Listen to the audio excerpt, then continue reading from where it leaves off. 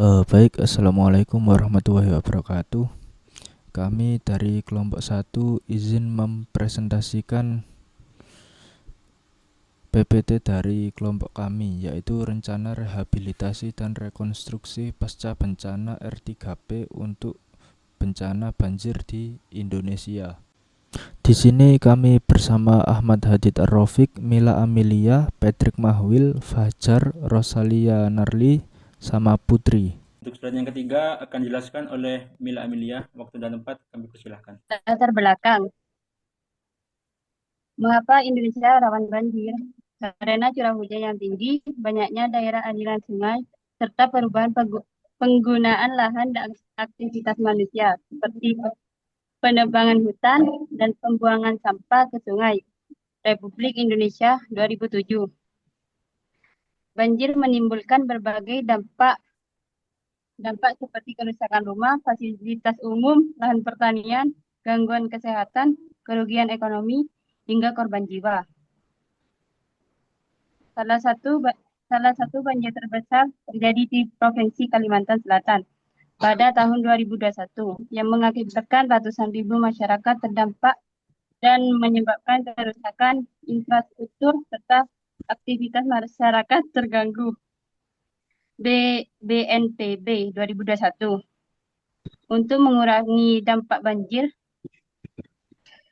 ada dua instrumen utama penanggulangan, yaitu Rekon Kontingensi (RENKON) sebagai pedoman kesiapsiagaan dan penanganan darurat.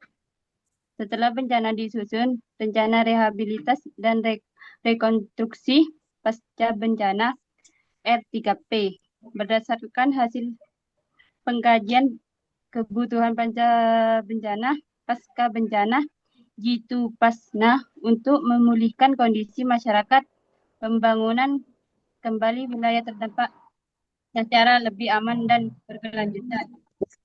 BNPB 2021.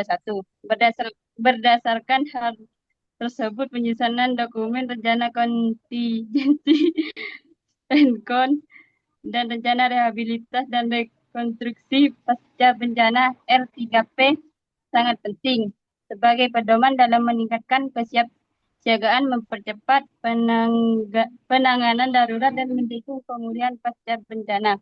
Dan selanjutnya akan disampaikan oleh Patrick. Bagaimana penyebab dan dampak bencana banjir di Indonesia? Bagaimana penyusun rencana kontingensi RENKON sebagai upaya kesiapsiagaan dalam menghadapi bencana banjir? Bagaimana penyusun rencana rehabilitasi dan rekonstruksi pasca bencana R3P untuk memulihkan kondisi wilayah dan masyarakat setelah terjadi bencana banjir.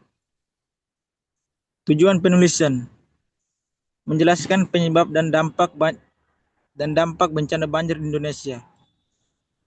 Menjelaskan penyusun rencana kontingensi RENKON sebagai upaya kesiapsiagaan dalam menghadapi banjir. Menjelaskan penyusun rencana rehabilitasi dan rekonstruksi pasca bencana R3P sebagai upaya pemulihan wilayah dan masyarakat setelah terjadi bencana banjir. Manfaat penulisan bagi pemerintah sebagai bahan pertimbangan dalam penyusun dan meningkatkan perencanaan penanggulangan bencana banjir, khususnya pada tahap kesiapsiagaan, rehabilitasi, dan rekonstruksi. Bagi masyarakat, meningkatkan kesadaran masyarakat mengenai pentingnya kesiapsiagaan serta upaya pemulihan setelah terjadinya bencana banjir. Bagi akademisi, menjadi referensi dan bahan pelajaran mengenai penyusun rencana kontingensi RENKON dan rencana rehabilitasi serta rekonstruksi pasca bencana R3P untuk banjir.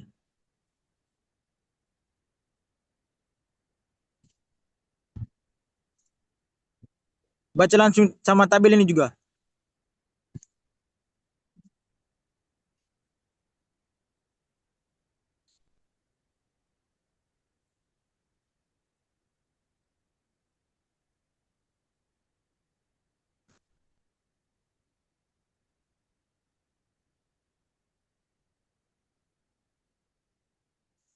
Komponen uraian jenis bencana banjir. Skenario bencana. Hujan dengan intensitas tinggi menyebabkan sungai meluap sehingga mengenai permukiman, fasilitas umum, dan lahan pertanian.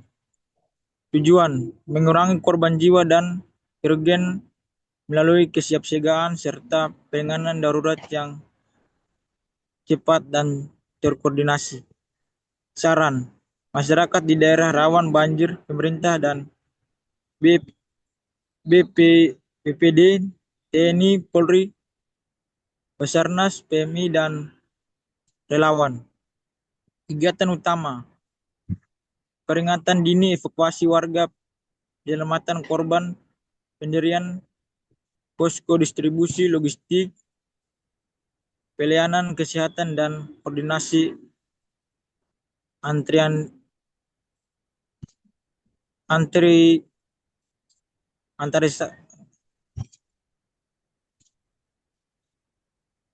antarinstasi. Kebutuhan logistik, beras, makanan siap saji, air bersih, selimut, tanda pakaian, obat-obatan, perlengkapan bayi, dan alat kebersihan. Peralatan, perahu, karet pelaut, pelampung, pompa air, ambulans, kendaraan operasional, genset, radio komunikasi, dan tandu. Penanggung jawab BPBD sebagai koordinator bersama BNPB, TNI, Polri, Basarnas, Dinas Kesehatan, Dinas Sosial, PMI, dan pemerintah daerah. Sumber pendanaan APBN, APBD, dana siap pakai di SP, bantuan masyarakat dan dunia usaha. Indikator evakuasi berjalan lancar, kebutuhan dan korban terpenuhi, koordinasi antarinstasi efektif dan tidak menjadi korban tambahan. Kemudian ada faktor penyebab dan dampak bencana banjir di Indonesia. Yang pertama, faktor penyebab meteorologis atau alam. Curah hujan yang ekstrim mencapai 8-9 kali lipat dari biasanya. Curah hujan yang normalnya sekitar 30-40 mm per hari melonjak drastis hingga 200-300 mm per hari dalam kurun waktu singkat. Kemudian ada antropogenik atau manusia, terjadinya degradasi lingkungan akibat alih fungsi lahan masif di daerah aliran sungai atau DAS, Barito, berkurangnya tutupan hutan atau kapasitas retensi air akibat pembukaan lahan, tambang dan perkebunan kelapa sawit membuat tanah tidak mampu menyerap limpasan air hujan atau volume tinggi. Kemudian dampak bencana, ada yang pertama kemanusiaan. Berdasarkan data BNPB 2021, banjir ini berdampak pada 11 kabupaten atau kota di Kalimantan Selatan, merenggut puluhan korban jiwa dan memaksa lebih dari 100 warga mengungsi. Kemudian ada fisik dan infrastruktur, kerusakan puluhan ribu rumah warga, putusnya jembatan utama atau termasuk jembatan penghubung Trans Kalimantan, serta